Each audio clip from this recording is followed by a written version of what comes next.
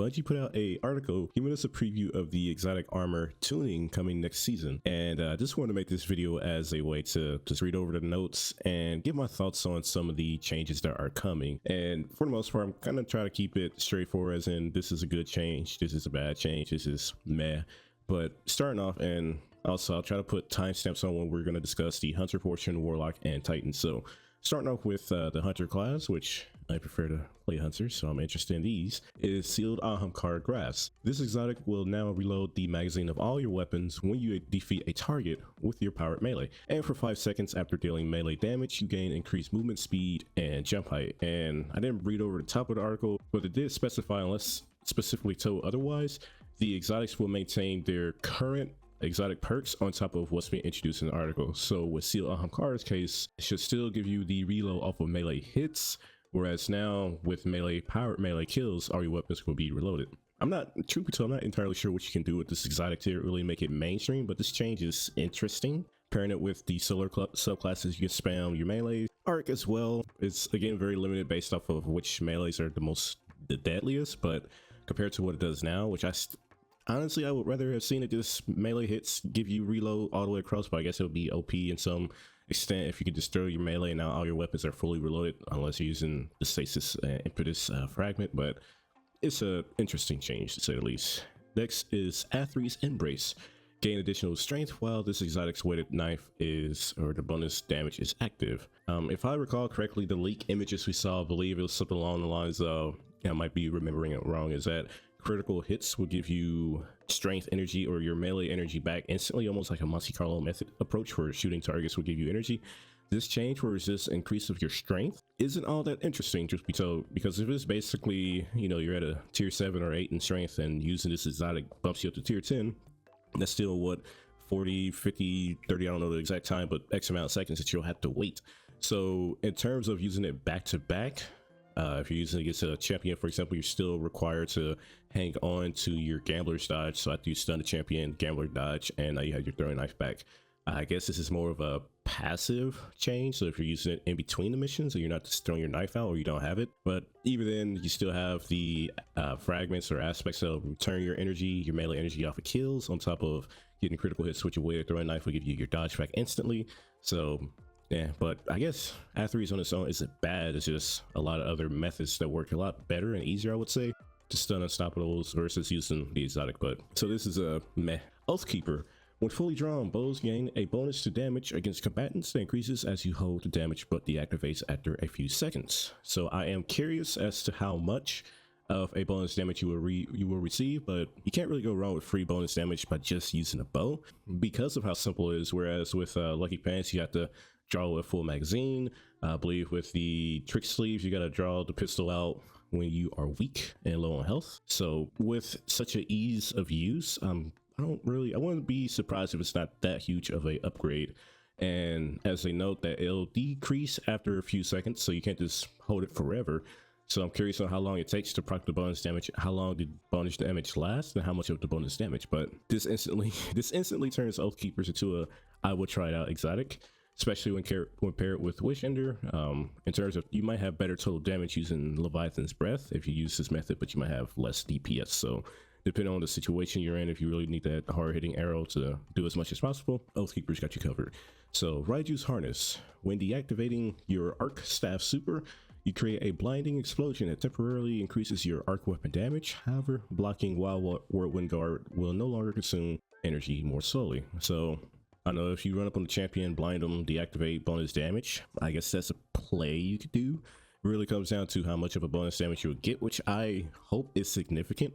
I did read over this just a little bit early on. So the Arc Hunter or the Titan, just a little spoiler, with the Eternal Warrior, you get like 25% damage by just getting out of your Fist of Havoc. So hopefully Raiju's is on that same 25% since it's tied to your super.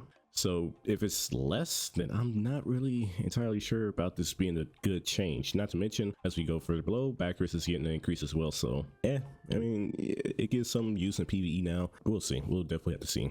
Now, Radiant Dance Machines, and I will admit, like I said, I read this a little bit earlier, I am actually interested in Radiant Dance Machines. I was actually just playing a little bit just to try out combo in my mind to see how it works now, and with the change that we're being introduced next season, which is kills while your free dodge is active extends the duration for free dodging.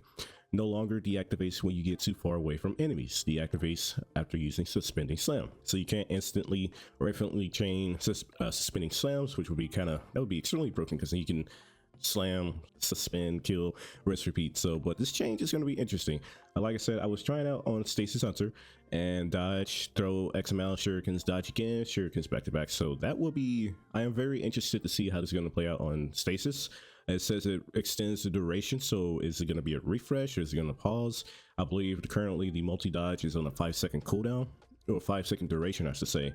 And so is it going to extend past the 5 seconds? If not, we'll see. But below it does talk about combining it with Reaper, so you're able to have a lot of uptime on your Orbs of Light, so absolutions, your just better recovery on your super. I am admittedly really curious about Radiant Dance Machines and how that'll play out, specifically on Stasis. Everywhere else, I mean, I guess if you really want to spam smoke bombs, I suppose, and if you really want to spam concussion melee, I forget the arc melee that blinds enemies, so I guess there's that. You could probably get something going, so it'll be interesting to see how this plays out. Stompies, this is a nerf. Remove the well, I guess that's the buff part, but remove the airborne effectiveness penalties. You only gain increased slide distance, speed, and improved jumping while your dodge energy is full. So a bit of a nerf, since you're required to keep your dodge active to get the perks out of it. Like, hey, you don't have to worry about losing your air accuracy, but I don't play much PvP these days, so I barely use these boots, but it's a nerf. Mask of Bakris, long story short, TLDR, because they repeat this non-stacking tier 4 system back to back, but it is getting increased from 10% to 25% when you dodge on a stasis subclass of your arc weapon damage. And seeing that it doesn't specify, I'm assuming it's still arc, because it doesn't specify arc, but yeah, I'm guessing it stays the same. And that should theoretically still be on top of the 10% damage, I believe, that you deal against slowed or frozen. I have to reread the perk there, but in total, about 35% increase if you do everything correctly, and no longer stacks with search mods, so there's that. But hey, your fourth horsemen's, your legend Athrys, cloud strikes, etc., dodge and 25% bonus increase instantly, so playmaking can be done there. Moving on to the Titan point contact cannon brace. The lightning strikes now jolt targets, increase PvE damage per lightning bolt from 50 to 200. Being amplified now increases the damage of lightning strikes by 50% instead of extending their range. So I will really be curious to see builds put together with this one. Currently, Skull Fort is almost the way to go when using a melee build with the exotic, but the damage output might really be worth using it this go around once the changes come through. So we'll see. I got these exotics, tried them out once, and I haven't used them since. So yeah. No backup plans was my favorite exotic in Destiny 1, and when they came back in Destiny 2, I kind of stopped using them. But with this one, I'm a bit curious to see how they play out. But this is a complete rework, replacing the old functionality entirely. It now provides a moderate benefit to the airborne effectiveness and reload speeds of shotguns. While you have an overshield, shotguns deal increased damage, and shotgun final blows refresh your overshield. While using a void subclass, rapid shotgun final blows or defeating a powerful enemy with a shotgun grants you an overshield and kicks off your health regen. So if I recall correctly, how it works is that kills with your shotgun gives you an overshield but takes away your melee. So this is a change to keep your melee intact, I am to assume, and well, more bonus damage, more better handling, and overshield uptime. So combine this with the Bastion changes, and if we have a repulsive ray shotgun, I believe that's a perk. Could be some really interesting plays to be made there. I wish I had conditional finality, but I don't. But it would definitely, I am really curious, definitely curious to see how much of an increase, because again, go back to Legend of Athrys, pop that on, get an overshield. How much damage are you going to be doing with a combo like that? Only time will tell. And I guess I kind of want to use these chaperone at some point, so this could get a little nutty. Now, second chance. Shield throws, melees now weakens enemies, so a lot of utility outside of just stunning barrier champions, but also stunning a barrier champion with your shield throw. Melee grants a full melee recharge. So kind of going back above with Athrys Embrace in terms of using your melee to stun a champion, but you require a dodge. You get the energy back directly after using it for that purpose. But second chance, hey, use the shield, your shield is right back too, so it plays off of itself. Whereas Athrys, you really have to balance your throwing knife and your dodging and a whole lot of other things. So this change to second chance is really, really good. Definitely really good. And Stronghold, replace the healing from blocked shots precisely with significant damage reduction, 50% in PvE. So I'm assuming you get a a huge defense increase when you block at a certain time, not just a flat increase. So I guess really relies on timing still while blocking with a sword. But when you stop blocking, gain restoration times 2 with the duration that's increased based on the number of shots you block. So yeah, Solar Titan, Ember Empyrean, Lament, you are the new tank. I know everybody was using that helmet whose name I can't recall off the top of my head, but hey, knock those two together, you're just on the field slaying like crazy. The only really got to invest into heavy ammo increase, but that's yeah, you're a tank. I don't know where else to say it, and I actually like this change. And it's going to be curious to see how much of a restoration you get just by blocking. But of course, like I said, Ember Empyrean is the way to go. You are just slaying out like crazy at that point with a sword. So I like that change. Definitely do. Now, Eternal Warrior, one of the worst exotics in the game. Mean. Switch exotics. You can't really do it anymore because you lose your super when you swap exotics depending on the game mode. But rapid takedowns with arc weapons grant an escalating bonus to arc damage up to 25% in PvE and 6% in PvP. While at tier 4 damage bonus, arc kills refresh the bonus duration. After Fist of Havoc ends, you gain the tier 4 bonus damage. So right off the bat, this is a very good change because, well, I say very good because it's an exotic that really did nothing beneficial at all. And now it's an exotic that gives you just 25% for use your arc abilities and weapons. You can't go wrong with that. Again, Legend of Athrys, Thunderlord, Cloud Strike, Fourth Horseman, all these weapons are going to get huge benefits from Eternal Warrior and just activating the super.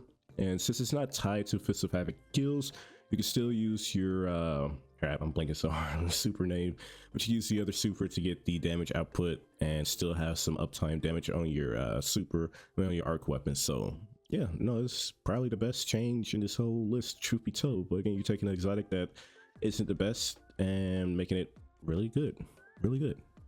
Now, Khepri's Horn, the solar damage wave now scorches targets. So very high uptime, depending on how much of a scorch you get on top of your grenades, your melee abilities. You could probably be chaining ignitions like crazy.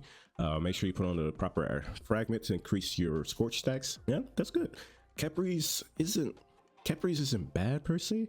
It's just the fact that, well, I don't think it stacks off of Roaring Flame, so I think that's the change I would like to see. I think it stays the same regardless of Roaring Flame. So if that was the case, Khepri's would be god tier in my opinion, but being able to scorch targets, again, depending on how much of a scorch you get, might not be a bad change.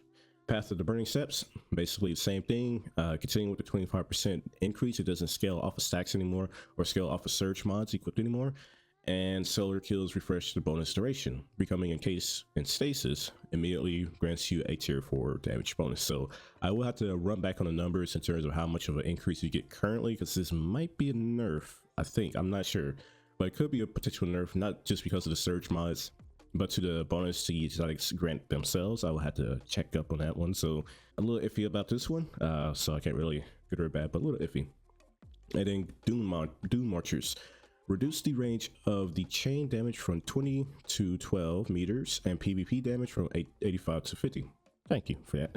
I was playing PvP not too long ago and I forgot those exotics exist. In one moment I got zapped out of nowhere. I was like, bro, what the? This is lightning across my screen. I just lost so much health. I was like, bro, what the hell? Man, so I'm not complaining. Like I said, I don't play PvP too much, and randomly getting smacked miles away because of Dunemarchers, I'm not upset. That's all I can say. A little biased, sure, maybe, but I'm not upset. So Vesper of Radius, and earlier today I was trying this out on Strand just to see how it works with getting your class ability energy back quickly.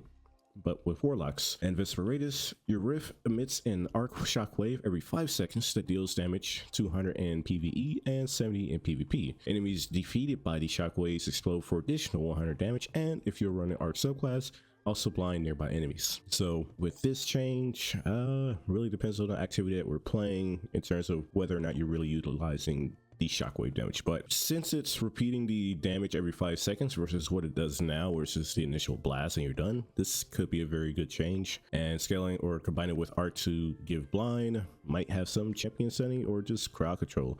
capabilities, but definitely had to see. It's an okay change. Let's go okay. Now, Chromatic Fire increased the radius and the damage of explosion created by precision kinetic takedown, so that's pretty good.